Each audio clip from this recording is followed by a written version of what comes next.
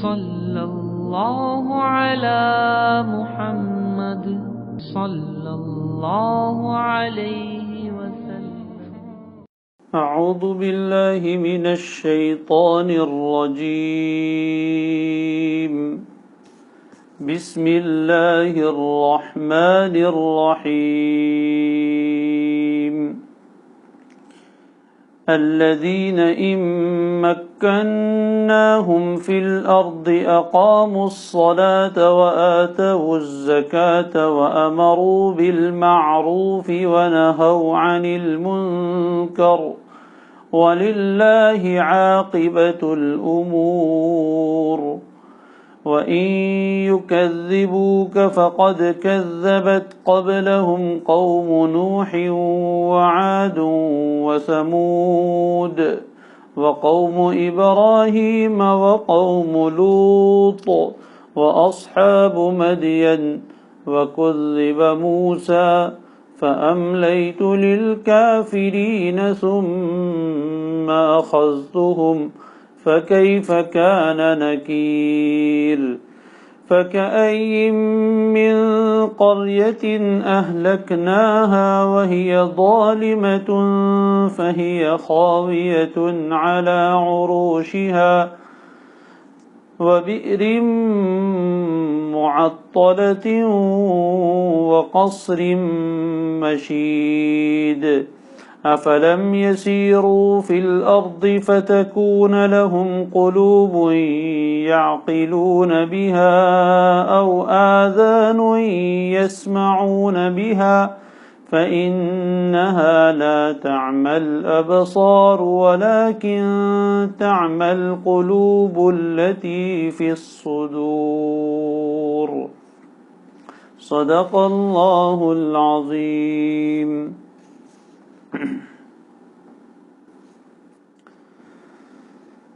گزشتہ آیت میں اللہ تبارک و تعالی نے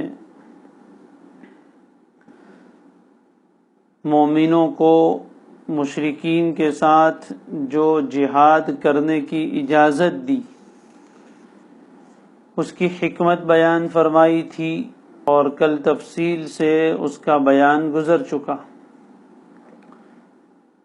اور آخر میں وعدہ کیا تھا وَلَيَنصُرَنَّ اللَّهُ مَن يَنصُرُهُ۔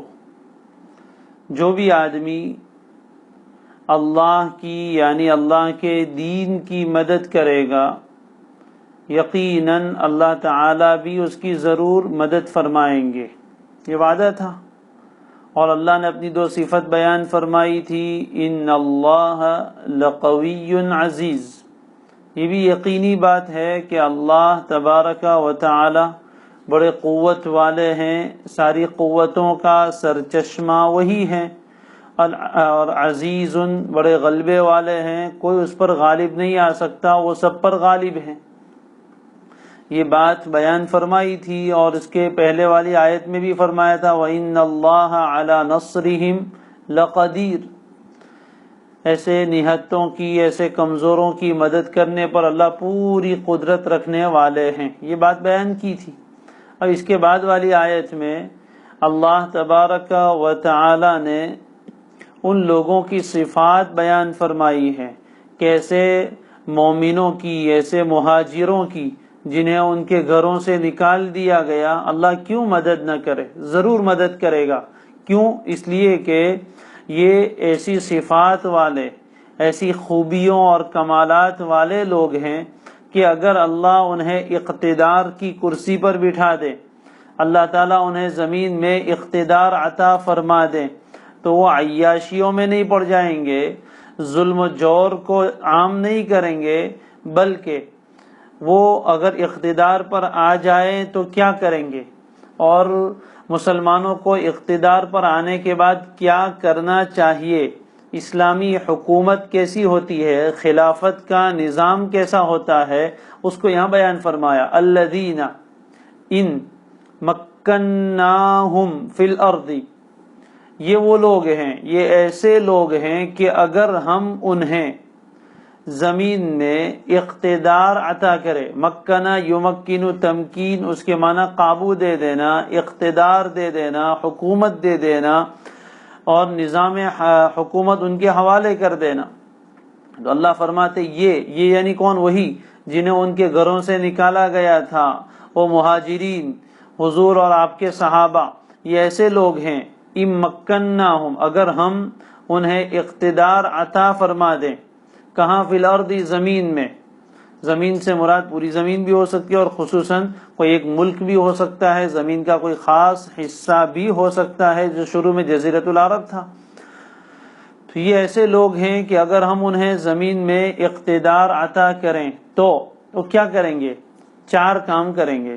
نمبر 1، اقاموا الصلاۃ، سب سے پہلا کام وہ یہ کریں گے کہ نماز قائم کریں گے.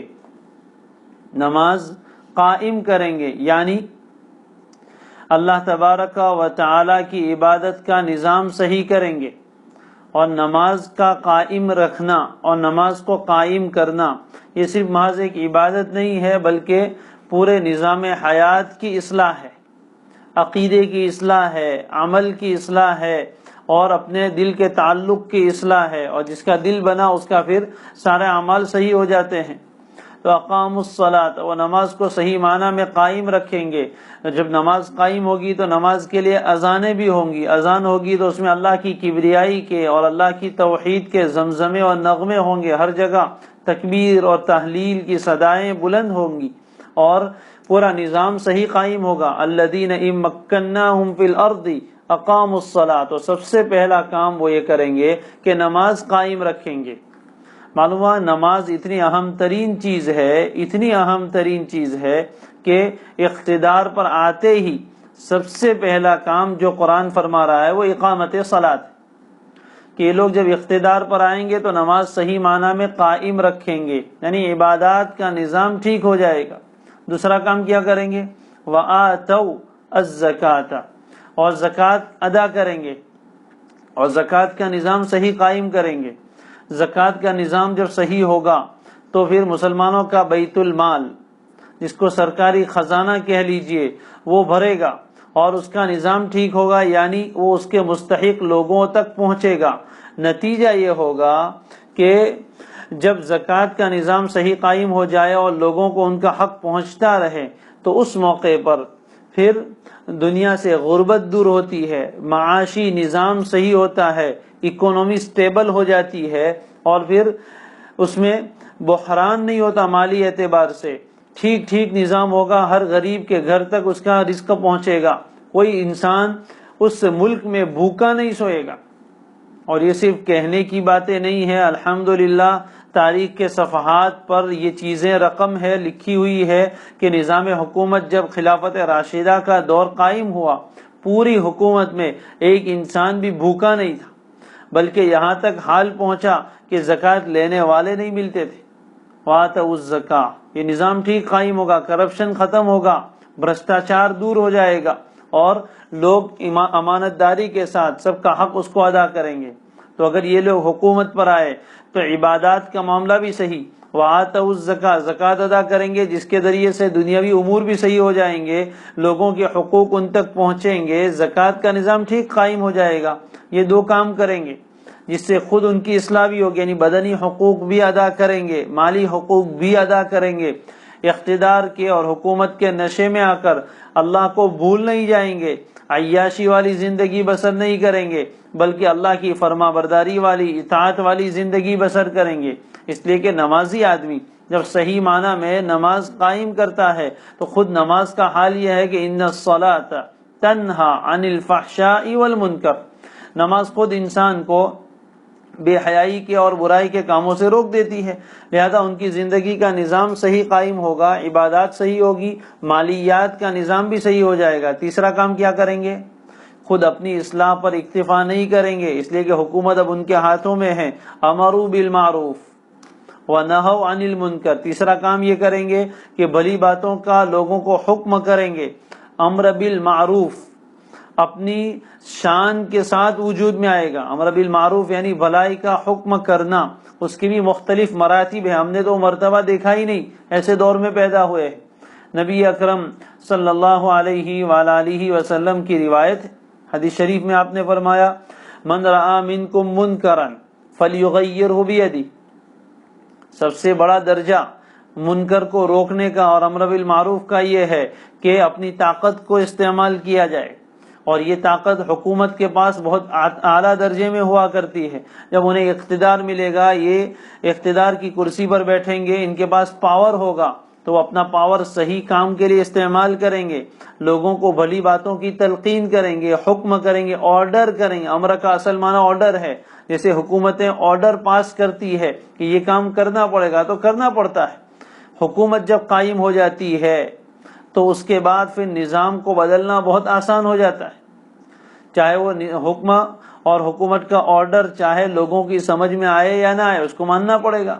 لاک ڈاؤن کے زمانے میں زندگی گزار چکے ہیں، بہت سی تکلیفیں تھیں، پھر بھی حکومت کا آرڈر ہے، ماننا پڑے گا۔ باہر نکلیں گے تو پولیس کے ڈنڈے پڑیں گے، باہر نکلیں گے تو سزائیں ہوں گی اور جرمانے عائد کیے جائیں گے، لہذا لوگ نہ چاہنے کے باوجود بھی اپنے گھروں میں بیٹھتے ہیں۔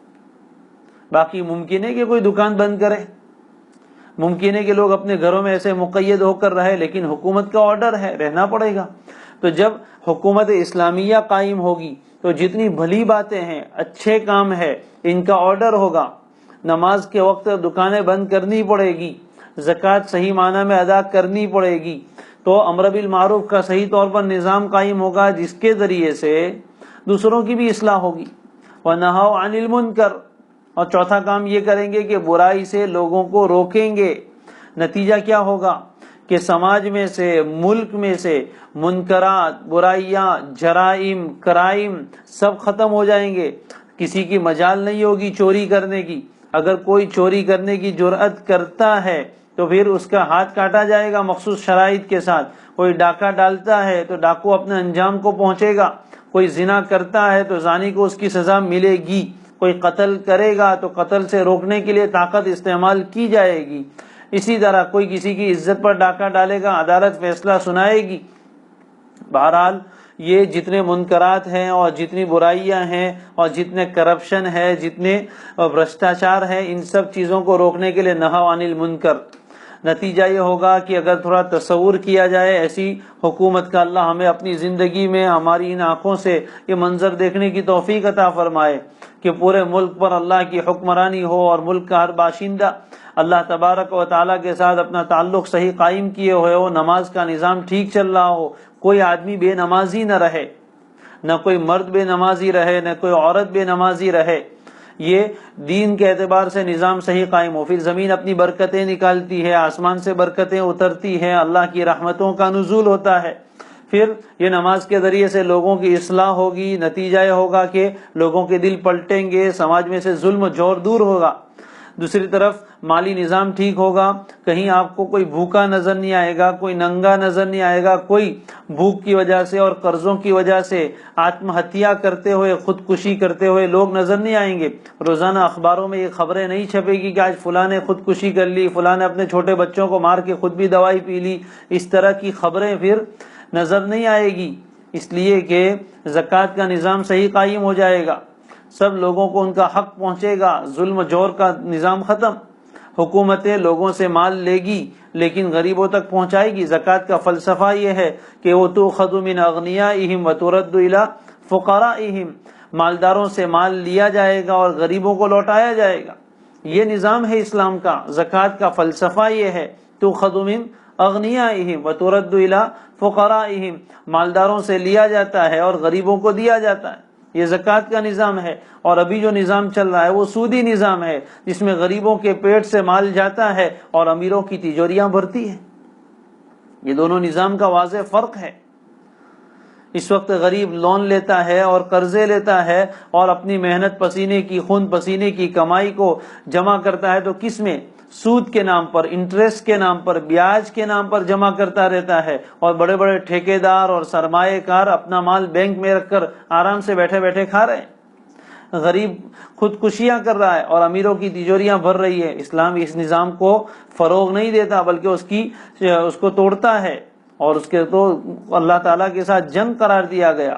تو زکوٰۃ کا نظام صحیح قائم ہوگا تو پھر مالداروں کے پاس جو زیادہ مال پڑا ہوا ہے وہ زکوٰۃ میں وصول کیا جائے گا، مال کا 40واں حصہ، اور اس کے بعد پھر وہ غریبوں کو لوٹایا جائے گا، اور امر بالمعروف اور نہی عن المنکر کا صحیح طور پر نظام قائم ہوگا، جس کے نتیجے میں اس زمین پر اللہ کی حکمرانی ہوگی، اور منکرات اور برائیاں، جرائم اور کرائم سب ختم، اور اس کے بعد پھر ہر جگہ امن و امان کا دور دورہ ہوگا۔ یہ ایسی حکومت ہے، اللہ فرماتے ہیں کہ ان لوگوں کو اگر ہم اقتدار دیں گے تو وہ یہ 4 کام کریں گے۔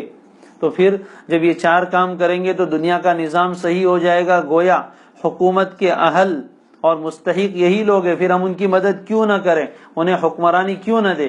چنانچہ اللہ نے عطا فرمائی، علماء نے یہ بات بیان فرمائی ہے کہ اس آیت کے اولین مصداق خلفائے راشدین ہیں رضوان اللہ علیہم اجمعین، حضرت ابوبکر، حضرت عمر، حضرت عثمان اور حضرت علی رضی اللہ عنہم اجمعین۔ یہ چاروں مہاجر ہیں، مکی ہیں، مکہ سے اخرجوا من دیارہم، اپنے گھروں سے انہیں نکالا گیا تھا اور انہیں مدینہ منورہ آنے پر مجبور کیا گیا تھا۔ اللہ نے انہیں حکومت دی، حضرت دور صدیقی میں، دور فاروقی میں، دور عثمانی میں اور دور حیدری میں، چاروں ادوار میں اگر آپ دیکھیں تو یہ چاروں چیزیں، اقامت صلاۃ کا نظام بالکل ٹھیک تھا اور زکوٰۃ کا نظام بالکل مناسب تھا، اور اس کے بعد امر بالمعروف اور نہی عن المنکر بھی بہت اعلیٰ درجے پر ہو رہا تھا، جس کی وجہ سے حضرت عمر کے دور میں وہ حضور کی بشارت اور پیش گوئی بھی ثابت ہوئی کہ ایلیا سے نکل کر کوئی عورت مدینہ منورہ تک آئے گی، اس کو اپنی جان کے بارے میں، اپنے مال کے بارے میں کوئی خوف نہیں ہوگا۔ حضرت عدی بن حاتم فرماتے تھے کہ عرب کا وہ ڈاکو والا کلچر، اور جس میں ڈاکہ زنی انتہائی عام تھی، میں سوچنے لگا کہ ہمارے قبیلے طے کے ڈاکو کہاں چلے جائیں گے، لیکن کسی کی مجال ہی نہیں تھی کہ ڈاکہ ڈالے۔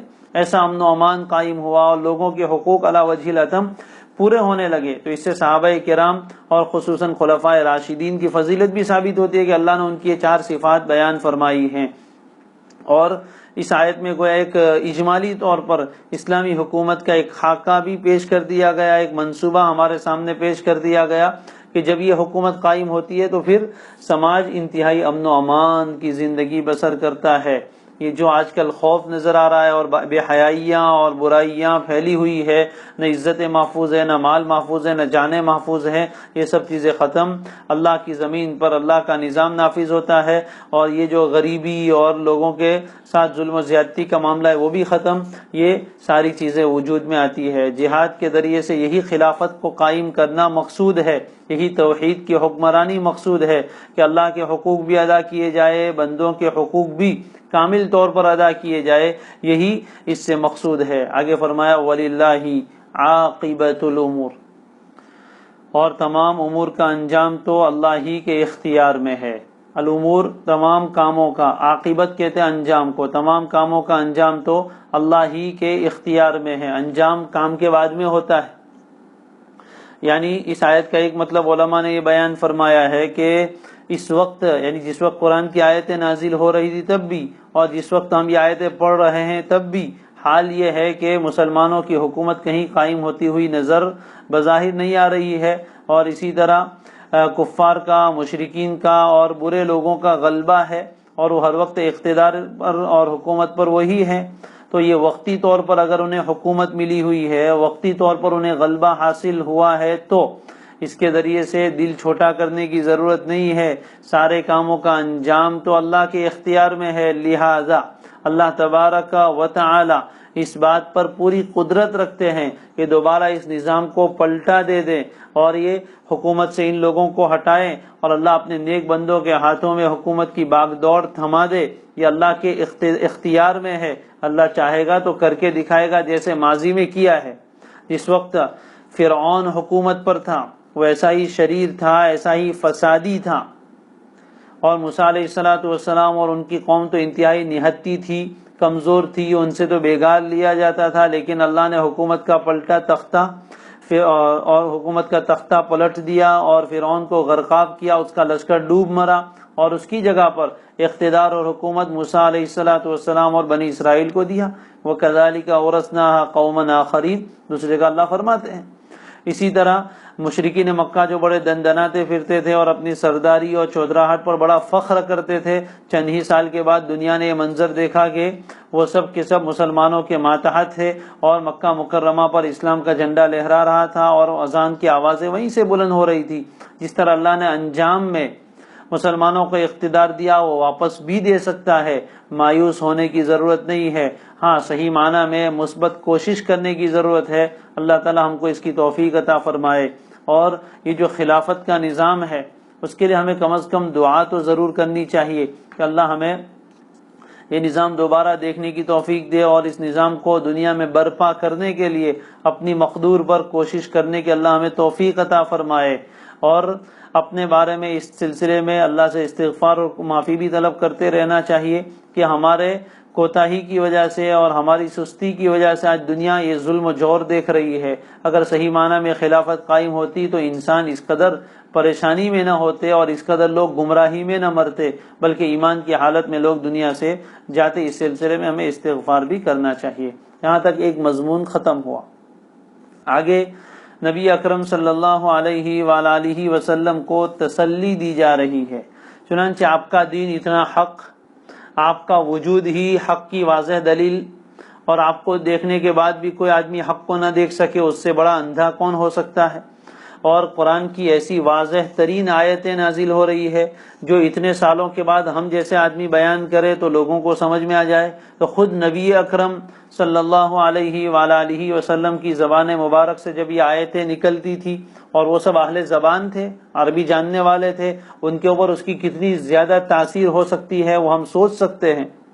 اس کے باوجود بھی ہوا یہی کہ ابو جہل، ابو لہب، عتبہ، شیبہ، ولید جیسے بہت سارے بدبخت و شقی لوگ اللہ کے نبی صلی اللہ علیہ وآلہ وسلم کی باتوں کو نہیں مانتے تھے، بلکہ آپ کو جھٹلاتے تھے، آپ پر قسم قسم کے الزام لگاتے تھے، کبھی جادوگر، کبھی پاگل، کبھی شاعر، کبھی کاہن، اس طرح کے طعنے دیے جاتے تھے، اور قرآن کی نسبت سے یہ تہمت لگاتے تھے کہ پیغمبر نے خود اپنی طرف سے گھڑ کر یہ کلام پیش کیا ہے، اللہ کا اتارا ہوا نہیں۔ اس طرح کی باتیں وہ لوگ کہتے رہتے تھے، جس کی وجہ سے ظاہر ہے کہ نبی اکرم صلی اللہ علیہ وسلم کے انتہائی حساس اور سینسیٹیو دل پر بھی اس کا بہت اثر پڑتا تھا، آپ بھی کبھی کبھی غم زدہ ہو جاتے تھے۔ قرآن مجید نے جگہ جگہ آپ کو تسلی دی ہے، وَلَقَدْ نَعْلَمُ أَنَّكَ يَضِيقُ صَدْرُكَ بِمَا يَقُولُونَ۔ اے پیغمبر ہم بہت اچھی طرح جانتے ہیں کہ ان لوگوں کی باتوں سے آپ کا دل بہت تنگ ہو جاتا ہے۔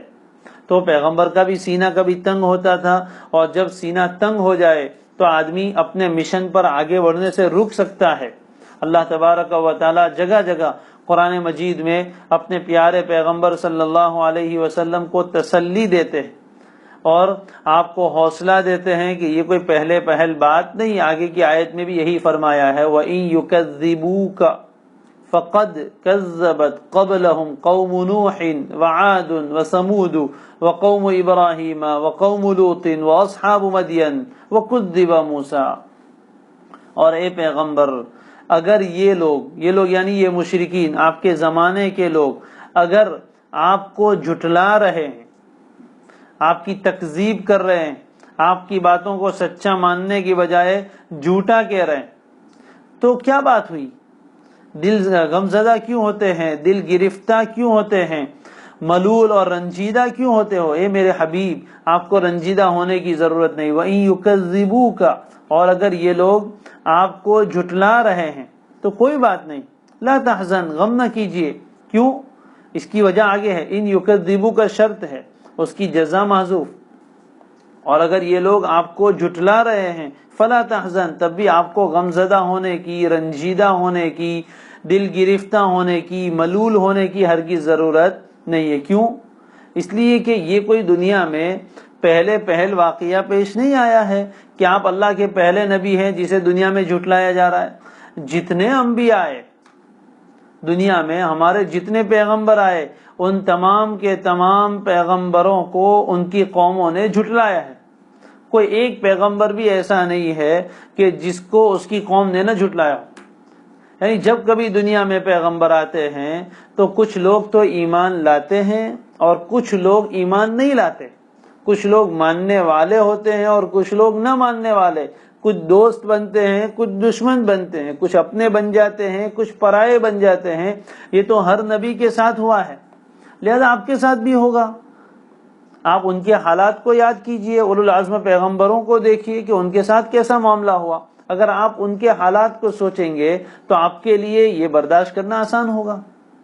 اس لیے کہ آدمی جب یہ سمجھتا ہے کہ مصیبت صرف میرے اوپر ہی آئی ہے تو اس کو برداشت کرنا بہت مشکل ہوتا ہے، لیکن اگر آدمی یہ ذہن میں رکھے کہ یہ چیز تو سب کے ساتھ ہوئی ہے تو میرے ساتھ بھی ہو رہی ہے، اس میں کیا تعجب ہے، اس میں آدمی کے لیے برداشت کرنا آسان ہو جاتا ہے۔ قاعدہ ہے المصیبہ اذا عمت خفت، مصیبت اور بلائیں جب عام ہوتی ہے تو پھر آدمی کو ہلکی معلوم ہوتی، اور اگر کسی ایک ہی آدمی کو ہے تو وہ بہت زیادہ محسوس ہوتی ہے۔ تو پیغمبر صلی اللہ علیہ وسلم کی تسلی کے لیے اللہ تعالیٰ پچھلی قوموں کی حالات مختصر طور پر اشارتاً سنا رہے۔ قرآن مجید میں دوسری جگہوں پر یہ واقعات تفصیل سے بھی آئے ہیں، اس لیے یہاں سے بھی اشارہ کیا، فرمایا اور اگر یہ لوگ آپ کو جھٹلا رہے ہیں تو کوئی بات نہیں، غم نہ کیجئے، اس لیے کہ ان سے پہلے یعنی ان مشرکین سے پہلے جھٹلا دیا ہے کس نے؟ قوم نوح، حضرت نوح کی قوم نے، وعاد و سمود، قوم عاد اور قوم سمود نے اپنے اپنے پیغمبروں کو جھٹلایا۔ قوم نوح نے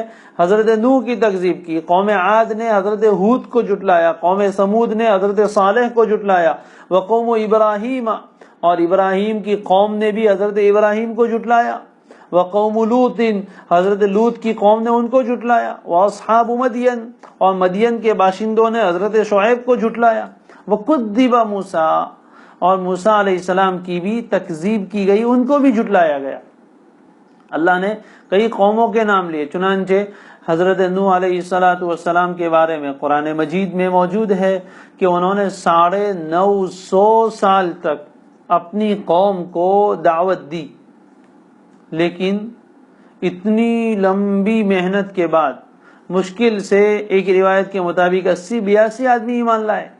اتنی لمبی محنت کے بعد صرف اتنے لوگ، باقی سب جھٹلانے والے، ماننے والے تو بہت تھوڑے سے تھے، اور مدت بھی کتنی؟ 950 سال، 1000 میں صرف 50 کم۔ اتنی لمبی مدت کی محنت کے بعد بھی قوم ایمان نہیں لائی، جھٹلاتے رہے۔ تو حضرت نوح بڑے اولو العزم پیغمبر تھے، بڑے ہمت و حوصلے کا کام ہے۔ آدمی چند دن محنت کرے اور اس کا نتیجہ سامنے نہ آئے تو تھک ہار کے بیٹھ جاتا ہے، چند دن محنت کرے اور اس کا نتیجہ سامنے نہ آئے تو تھک ہار کے بیٹھ جاتا ہے۔ ایک استاد طالب علموں کو چند دنوں تک پڑھایا اور وہ دھیان نہ دے تو استاد اس کی ہمت ہار لیتا ہے۔ تو ایک پیغمبر اپنی قوم کو اللہ کی طرف بلاتا رہے، اور قوم سامنے سے ماننے کا نام تو لیتی نہیں بلکہ تکلیف کے در پہ ہے، تکذیب کر رہی ہے، جھٹلا رہی ہے، پھر بھی اتنی لمبی مدت تک دعوت کا کام استقامت کے ساتھ کرتے رہنا، یہ صبر کا کام ہے، حوصلے کا کام ہے، استقامت کا کام ہے۔ پیغمبر صلی اللہ علیہ وسلم کو یاد دلایا گیا کہ اپنے پیش رو حضرت نوح کو کیسے بھول جاتے ہو، ان کی قوم نے بھی تو ان کو جھٹلایا تھا، اور کیسا جھٹلایا تھا۔ قوم عاد، حضرت ہود آئے، معجزے دکھائے، لیکن قوم نے نہیں مانا۔ قوم سمود، حضرت صالح ان کے پاس آئے، ان کو سمجھایا لیکن نہیں مانے۔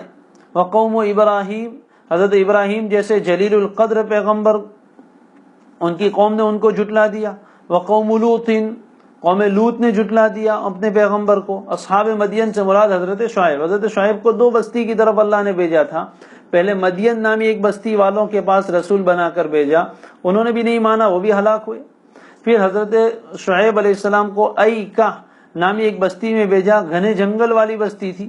یہ دونوں بستیاں تھیں، تو اصحاب مدین نے چونکہ پہلے جھٹلایا تھا اس لیے ان کا تذکرہ کیا، اور حضرت موسیٰ کا تذکرہ کرتے ہوئے ذرا انداز بدل دیا، وَكُذِّبَ موسیٰ، ایسا نہیں کہا کہ قوم موسیٰ، اس لیے کہ حضرت موسیٰ کو جھٹلانے والے قبطی لوگ تھے، فرعون کی قوم تھی۔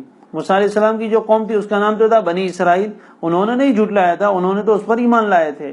بہرحال فرمایا قوم نوح نے، قوم عاد، قوم سمود، قوم ابراہیم، قوم لوط، اصحاب مدین اور موسیٰ علیہ السلام کو فرعونیوں نے اور قبطیوں نے سب نے جھٹلایا تھا۔ ہر پیغمبر کے ساتھ یہ معاملہ ہوا ہے، لہذا اے پیغمبر آپ دل گرفتہ نہ ہوئیے، اپنے دل کو مطمئن رکھیے۔ آپ کے ساتھ بھی اگر ایسا معاملہ ہو رہا ہے، غمگین ہونے کی ضرورت نہیں ہے۔ ایسے لوگوں سے اعرض عن المشرکین، ایسے جھٹلانے والے اور مشرکوں سے اپنا منہ موڑ لیجئے، اپنی توجہ ان کی طرف سے ہٹا کر جو لوگ آپ کے ماننے والے ہیں، وَاخْفِضْ جَنَاحَكَ لِلْمُؤْمِنِينَ، جو ایمان والے ہیں ان کے سامنے اپنا پہلو جھکا دیجئے، ان کے ساتھ نرمی کا معاملہ کیجئے، ان کے اوپر اپنی نظر رکھیے کہ آپ کو ہم نے ابو بکر صدیق دیا ہے، عمر فاروق دیا ہے، عثمان غنی اور حضرت علی اور ایسے بلال و عمار جیسے صحابہ دیے ہیں، ان پر اپنی نظر رکھیے۔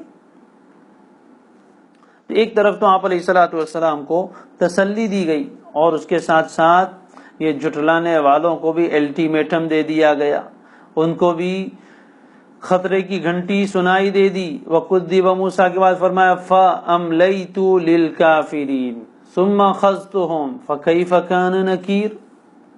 پھر کیا ہوا؟ ہر پیغمبر کو اس کی قوم کے لوگوں نے جھٹلایا، لیکن پھر جھٹلانے والوں کا انجام کیا ہوا؟ فرمایا فَأَمْلَيْتُ لِلْكَافِرِينَ، اللہ فرماتے ایسے کافروں کو ہم نے آنن فانن فوری طور پر ہلاک نہیں کیا، بلکہ املیت، املا یملی کے معنی مہلت دینا، تو میں نے ایسے کافروں کو مہلت دی، میں نے ایسے کافروں کو مہلت دی، ڈھیل دی، موقع دیا ان کو زمین پر دن دنانے کا، ظلم و جور کے بازار گرم کرنے کا، بڑے بڑے بت قائم کرنے کا، اور اللہ کی زمین پر بت پرستی کو عام کرنے کا ہم نے موقع دیا، ان کے پاپ کے گھڑے کو ہم نے چھلکنے دیا۔ پھر کیا ہوا؟ ثم، یہ ثم عربی زبان میں تراخی کے لیے، تاخیر کے لیے آتا ہے، ایک مدت گزری، مختلف زمانے میں مختلف مدتیں گزری، ثم، لیکن پھر ہوا انجام یہی، اخذتہم، پھر میں نے انہیں پکڑ لیا، میں نے انہیں اپنی گرفت میں لے لیا، گرفتار کر لیا، پھر کوئی انہیں چھوڑا نہیں سکا۔ حدیث شریف میں ہے کہ ان اللہ لیملی للظالم، اللہ تعالیٰ ظالم آدمی کو مہلت دیتا ہے، ڈھیل دیتا ہے، اذا اخذہ لم یفلتہ، لیکن جب اس کو پھر پکڑتا ہے تو پھر اس کو چھوڑتا نہیں ہے۔ یہ جتنی قوموں کے اوپر نام آئے ان سب کو اللہ نے موقع دیا، مہلت دی۔ حضرت نوح کی قوم کو اتنی لمبی مہلت ملی، اسی طرح دوسری قوموں کو، ان کو بھی مہلت ملی، لیکن پھر انجام یہ ہوا کہ اخذتہم، میں نے ان سب کو پکڑا۔ فَكُلًّا أَخَذْنَا بِذَنبِهِ، اللہ فرماتے قرآن مجید میں 20ویں پارے کا آخری صفحہ، ان میں سے ہر ایک کو ہم نے پکڑا اس کے گناہ کی وجہ سے۔ فَمِنْهُمْ، کیسے پکڑا اس کی بھی تفصیل قرآن میں جگہ جگہ آئی ہے۔ فَمِنْهُمْ مَنْ أَرْسَلْنَا عَلَيْهِ حَاصِبًا وَمِنْهُمْ مَنْ أَخَذَتْهُ الصَّيْحَةُ وَمِنْهُمْ مَنْ خَسَفْنَا بِهِ الْأَرْضَ وَمِنْهُمْ مَنْ أَغْرَقْنَا، اللہ فرماتے کسی پر پتھروں کی بارش برسائی، کسی کو زور کی چنگھار والی آواز سے ان کے کلیجے پھٹ گئے، اور کسی کو پانی میں غرقاب کر دیا، اور کسی کو زمین میں ڈھسا دیا۔ یہ مختلف قسم کے عذاب ہم نے بھیجے، ہر ایک کو پکڑا۔ فَكَيْفَ كَانَ نَكِيرٌ، تو پھر کیسی رہی میری پکڑ، میرا ان پر انکار کرنا اور اس کے باوجود ان کا باز نہ آنا، اس کا انجام کیسا وہ دیکھا کہ نہیں؟ کیف، کیسا تھا؟ اللہ تعالیٰ تعجب دلا رہے ہیں اور ڈرانے کے انداز میں پیش کرے، استفہام یہاں ڈرانے کے لیے، کیف کان نکیر، کیسی تھی میری سزا اور کیسا تھا میرا عذاب جو ان لوگوں پر آیا۔ کیا تم نے نہیں سنا واقعات کو؟ کیسا عذاب آیا اس کو آگے بیان فرما رہے۔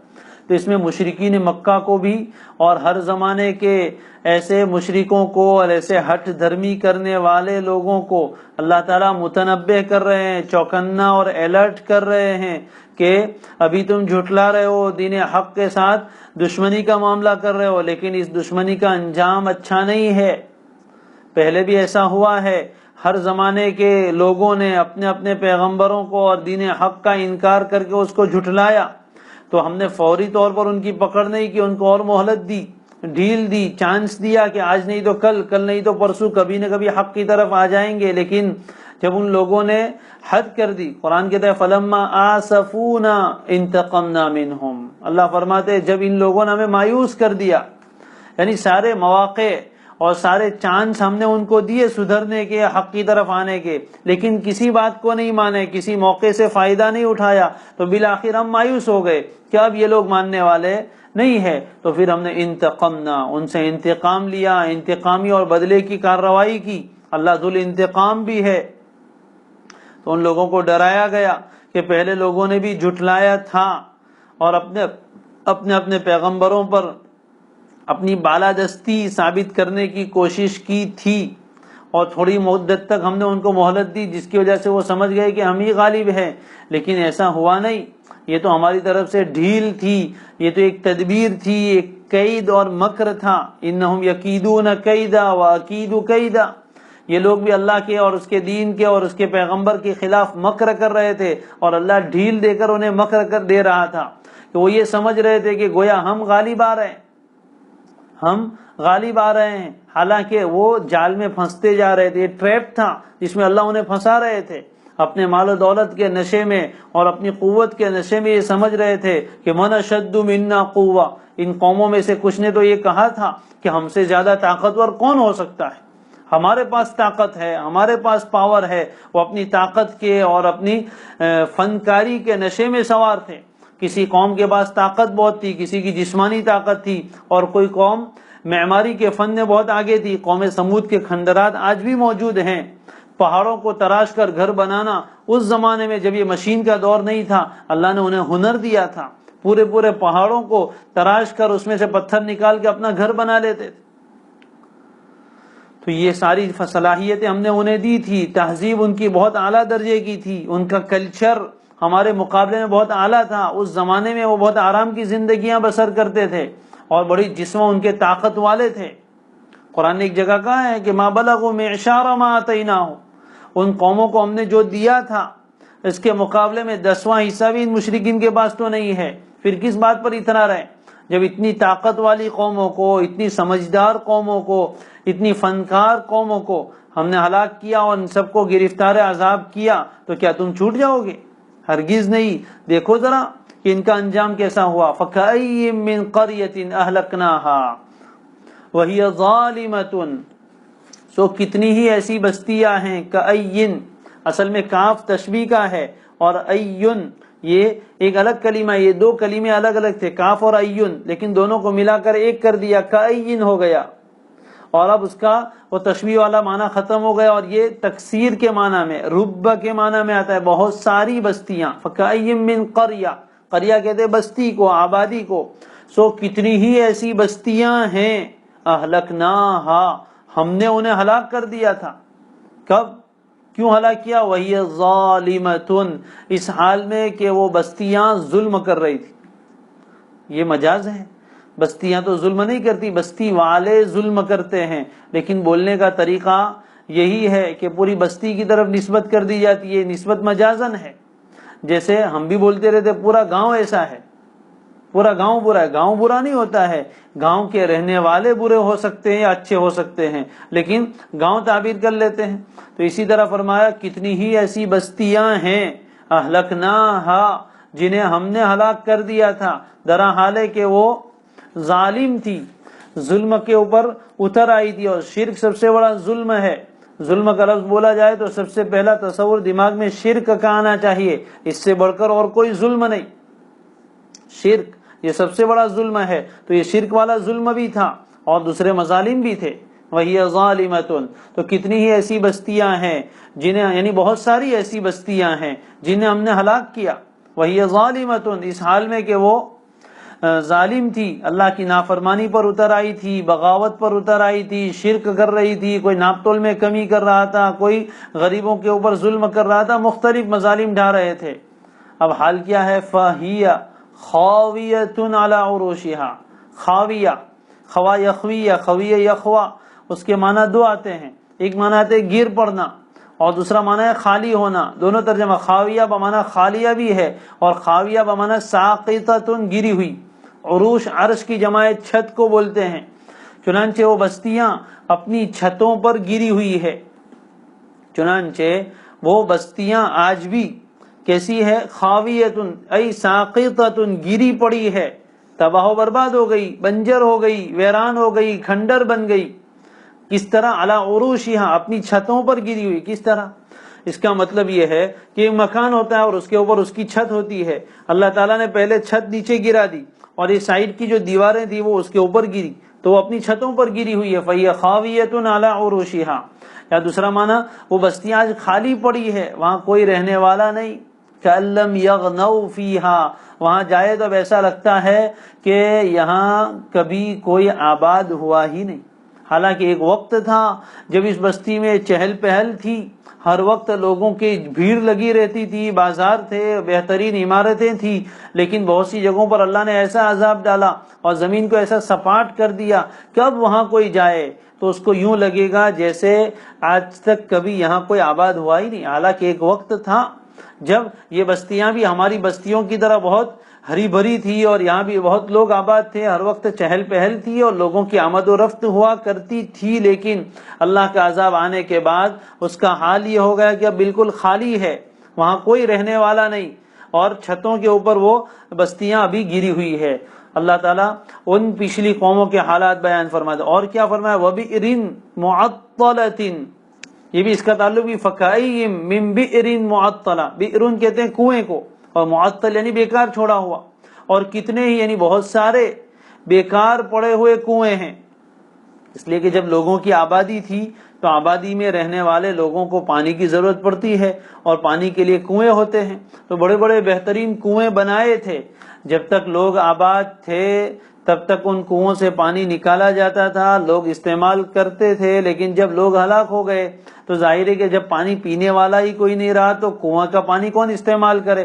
پڑے پڑے وہ سارے کنویں بیکار ہو گئے، اب وہ کسی کام کے نہیں رہے. یا تو گرد و غبار نے ان کنووں کو بند کر دیا، یا پانی تو اس میں ہے لیکن پانی نکالنے والا کوئی نہیں ہے اس کنویں پر، نہ رسی ہے نہ ڈول ہے، نہ کوئی رسی اور ڈول کھینچنے والا ہے. بئر معطلہ، ہر بستی میں ان کنووں کا بڑا کردار ہوتا ہے، اس لیے کہ اسی سے پانی لوگوں کو فراہم ہوتا ہے پینے وغیرہ کا. وبئر معطلۃ، اور کتنے ہی کنویں ہیں جو بیکار پڑے ہوئے ہیں. کیوں بیکار ہے؟ اس لیے کہ وہاں کوئی آبادی ہی نہیں ہے. وقصر مشید، قصر کہتے ہیں محل کو، قصر کہتے ہیں محل جو بادشاہ کا بنایا جاتا ہے اور بڑے مضبوط محلات ہوتے ہیں اس کو قصر کہتے ہیں. اور مشید یہ شہید سے بنا ہے، شاید یشید شہید کے معنی مضبوط کرنا، مشید اس میں مفعول ہے. اور کتنے ہی مضبوط محلات ہیں جو آج ویران پڑے ہوئے ہیں یا ٹوٹے پھوٹے ہیں، خنڈر بن گئے ہیں. قصر، بڑے بڑے قصر بنائے تھے، بڑے بڑے محل بنائے تھے، وائٹ ہاؤس جیسے، سنسد بھون جیسے بادشاہوں کے رہنے کے محلات تھے، لیکن وہ انتہائی مضبوط تھے. لیکن ان کی مضبوطی کچھ کام نہ آئی. جب اللہ کا عذاب آیا تو وہ سارے محلات بھی کھنڈرات بن گئے، اور ہر علاقے میں آپ دیکھ سکتے ہیں کوئی وہاں باقی نہیں رہا. اللہ تعالیٰ نے عذاب کا ایک نقشہ کھینچا ہے کہ جب اللہ کی پکڑ آئی اور ان بستیوں کو اللہ نے ہلاک کیا. اور کیوں ہلاک کیا؟ ان کے ظلم کی وجہ سے، ان کے شرک کی وجہ سے، اور مظالم ڈھانے کی وجہ سے، حق کی دشمنی کی وجہ سے. جب ہم نے انہیں ہلاک کیا ان بستیوں کا کیا حال ہو گیا؟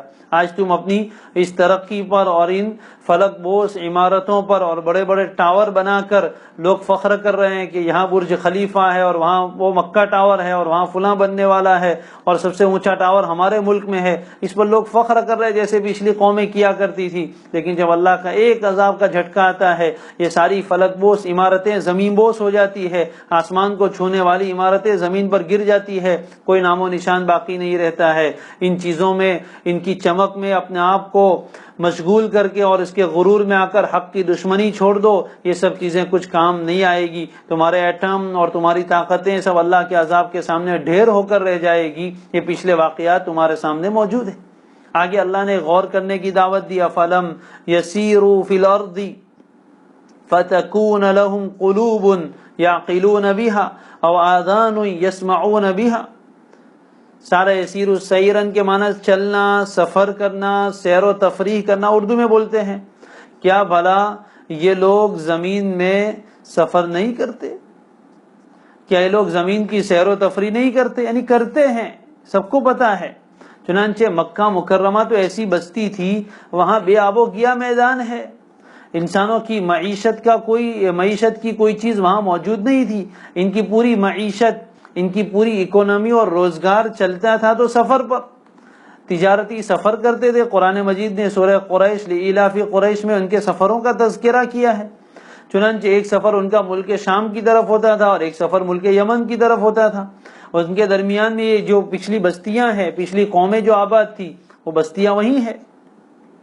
چنانچہ ملک شام جاتے ہوئے قوم صالح کی بستی ان کے راستے میں پڑتی تھی، اسی طرح مدائن یہ بھی ان کے راستے میں آتا تھا، قوم لوط کی بستیاں ان کے راستے سے گزرتی تھی، اور جہاں آج تک ان کے کھنڈرات موجود ہیں، آج تک ڈیڈ سی وہاں اس کی اللہ کے عذاب کی گواہی دے رہا ہے، آج تک لوگ دیکھنے جا رہے ہیں۔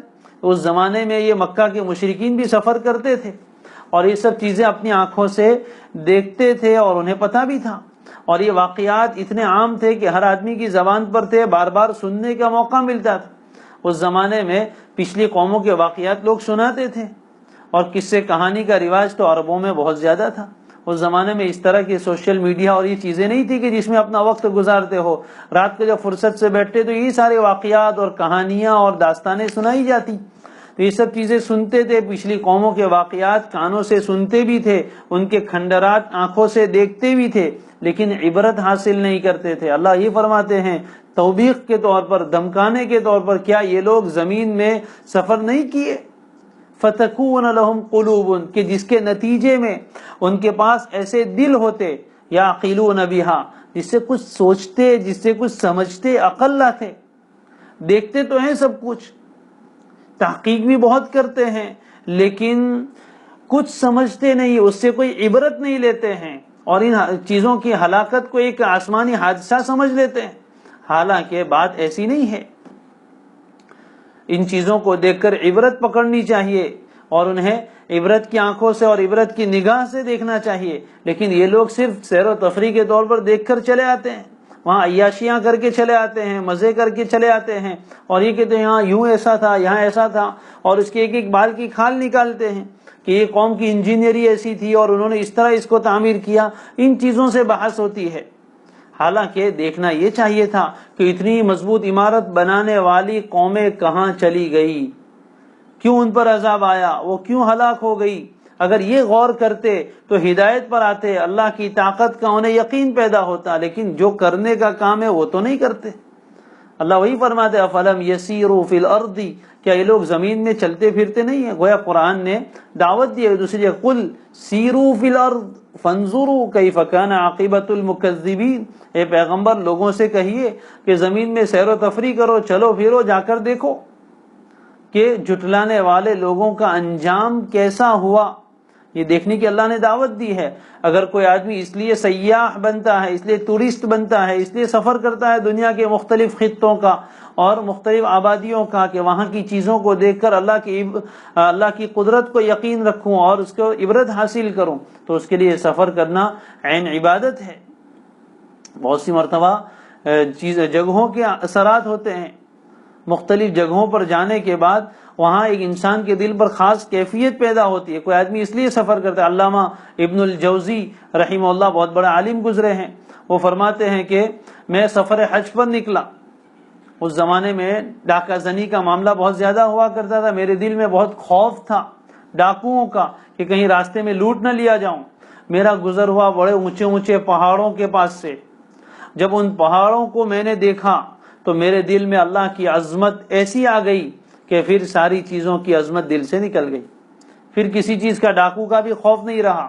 تو اللہ فرماتے ہیں کیا یہ لوگ زمین میں سفر نہیں کرتے تاکہ انہیں ایسے دل حاصل ہوں جن کے ذریعے سے وہ کچھ سمجھے، او آذان، یا ایسے کان حاصل ہو جائے، یسمعون بہا، جن سے کچھ حقیقی باتیں سنے اور سمجھے۔ لیکن بات دراصل یہ ہے فإنها لا تعمل ابصار، بات دراصل یہ ہے کہ آنکھیں اندھی نہیں ہوتی، ولكن تعمل قلوب التي في الصدور، لیکن وہ دل اندھے ہو جاتے ہیں جو انسان کے سینوں میں اللہ نے رکھے۔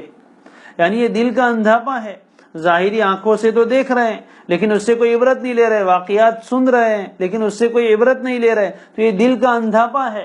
جب دل اندھا ہو جائے تو یہ ظاہری آنکھیں کچھ فائدہ نہیں دیتی، اور جب دل اندھا ہو جائے تو یہ سننے کی صلاحیت کچھ فائدہ نہیں دیتی، وہ کان کے باوجود سمن، قرآن ایک جگہ کہتا ہے لہم آذان لا يسمعون بها، کان تو ہے لیکن سنتے نہیں ہے، یعنی ایسا سننا جس سے کوئی فائدہ ہو وہ نہیں سنتے۔ لہم اعین لا يبصرون بها، آنکھیں ہیں لیکن اس سے دیکھتے نہیں۔ لہم قلوب لا يفقهون بها، دل ہے لیکن اس سے سمجھتے نہیں۔ تو یہ کان کا، آنکھ کا اور دل کا ہونا ان کے لیے کوئی فائدہ مند ثابت نہیں ہوا، گویا ان اعضاء سے فائدہ نہیں ہوتا. اس لیے قرآن کہتا ہے سم بکم عمی، یہ بہرے ہیں کچھ نہیں سنتے، بکم گونگے ہیں حق بات نہیں بولتے، عمی اندھے ہیں حق بات انہیں نظر نہیں آتی. تو فرمایا کہ آنکھیں اندھی نہیں ہوتی، یعنی آنکھوں کا اندھاپا حقیقی اندھاپا نہیں ہے، بلکہ دل کا اندھاپا یہ حقیقی اندھاپا ہے. قرآن مجید ایک قوم قوم نوح کے بارے میں فرماتا ہے انہم کانوا قوما عمین، یہ پوری قوم اندھی تھی، حالانکہ آنکھوں سے تو بہت دیکھتے تھے لیکن ان کے دل اندھے ہو گئے تھے. معلوم ہوا اصل اندھاپا دل کا، اللہ حفاظت فرمائے. دل کے اندھاپے سے اور دل کے بہراپے سے اور دل کے گنگاپے سے اللہ حفاظت فرمائے. اصل بہراپن اور اصل گنگاپن اور اصل اندھاپا تو دل کا ہے. اللہ یہی فرما رہے کہ ان لوگوں کے دل اندھے ہو گئے. ظاہر کی آنکھوں سے نہ تماشا کرے کوئی، ظاہر کی آنکھوں سے نہ تماشا کرے کوئی، جو دیکھنا ہو تو دیدہ دل وا کرے.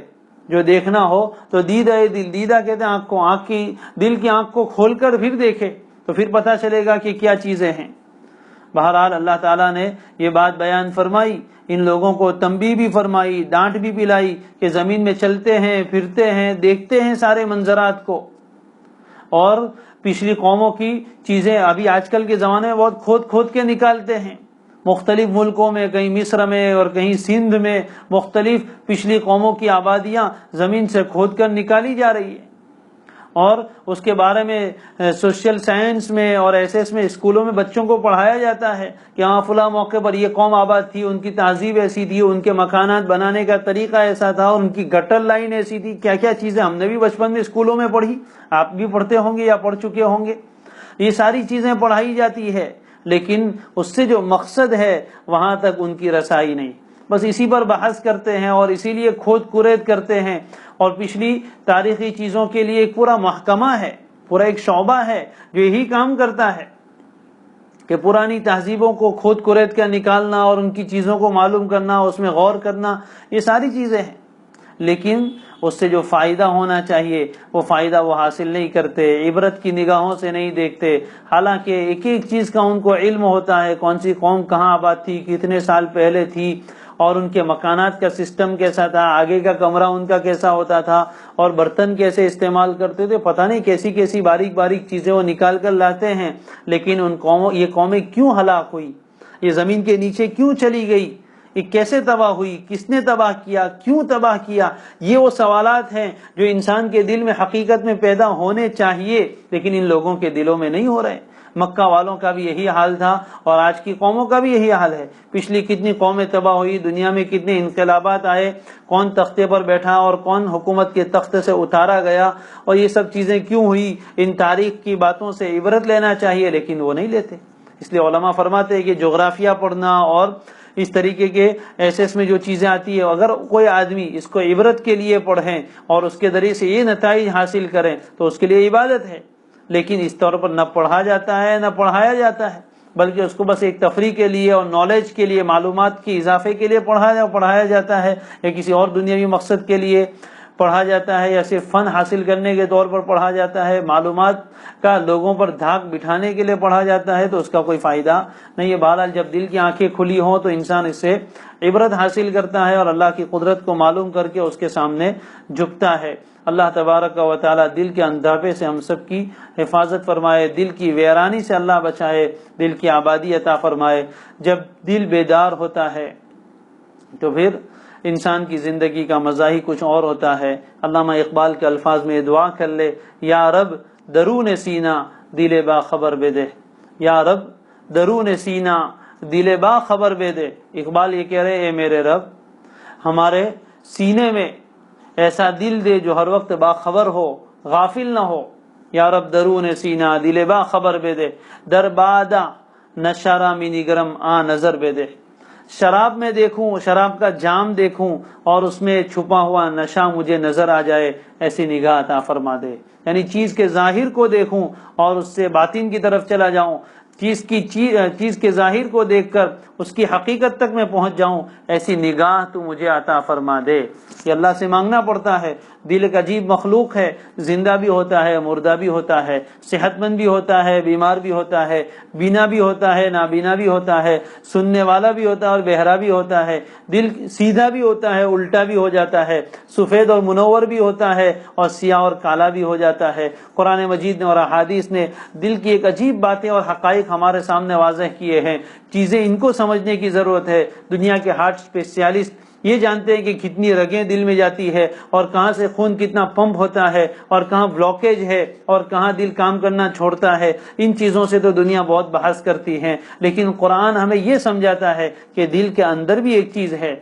ایک دل تو ایک گوشت کا لوتھڑا ہے، اس کے ساتھ اس کے اندر اس کی روح ہے جو اصل دل ہے، اس کا بھی تو خیال رکھا جائے، اسی کے اوپر سارا دار و مدار ہے۔ اللہ کی ایک عجیب مخلوق ہے۔ بہرحال تو یہ دل کے اندھاپے سے اللہ بچائے۔ کسی شاعر نے کہا، آبادی بھی دیکھی ہے ویرانے بھی دیکھے ہیں، آبادی بھی دیکھی ہے ویرانے بھی دیکھے ہیں، آبادی بھی دیکھی ہے ویرانے بھی دیکھے ہیں، جو اجڑے تو پھر نہ بسے دل وہ نرالی بستی ہے، دل کا اجڑنا سہل سہی بسنا کھیل نہیں بھائی، بستی بسنا کھیل نہیں، بستی بستے بستے بستی ہے۔ یہ عجیب اللہ کی مخلوق ہے۔ ان قوموں کے بارے میں اللہ فرماتے کہ ان کے دل اندھے ہو جاتے ہیں۔ اللہ ایسے دل کے اندھاپے سے ہماری حفاظت فرمائے۔ دل کی حیات کے لیے اور دل کو منور کرنے کے لیے اللہ نے ایمان رکھا ہے، قرآن رکھا ہے۔ اللہ نور السماوات پیچھے پڑھ کر آئے، یہ سارے دل کا نور ایمان اور قرآن سے حاصل ہوتا ہے۔ پھر انسان کو حقائق نظر آتے ہیں جو قرآن ہمیں دکھا رہا ہے۔ یہ قوم اللہ تعالیٰ کی طرف سے اگر عذاب جلدی نہ آئے اور کافروں اور مشرکوں کو تھوڑی مہلت دی جائے تو مایوس ہونے کی ضرورت نہیں ہے۔ یہ اللہ کی سنت ہے، فَأَمْلَيْتُ لِلْكَافِرِينَ۔ ہر زمانے میں ہم نے کافروں کو مہلت دی ہے، لمبی لمبی مدتوں تک مہلت دی ہے، یہاں تک کہ بعض موقع پر تو قرآن نے فرمایا کہ حَتَّى إِذَا اسْتَيْأَسَ الرُّسُلُ وَظَنُّوا أَنَّهُمْ قَدْ كُذِبُوا جَاءَهُمْ نَصْرُنَا۔ انبیاء کو بھی ایک درجے میں مایوسی ہونے لگی اور ان کے ساتھ ایمان والوں کو بھی یہ بات خیال آنے لگا کہ کیا ہوا، ہماری مدد کیوں نہیں کی جا رہی، اور کہہ اٹھے متى نصر اللہ، اللہ کی مدد کب آئے گی؟ تب اللہ کی طرف سے آتی ہے مدد۔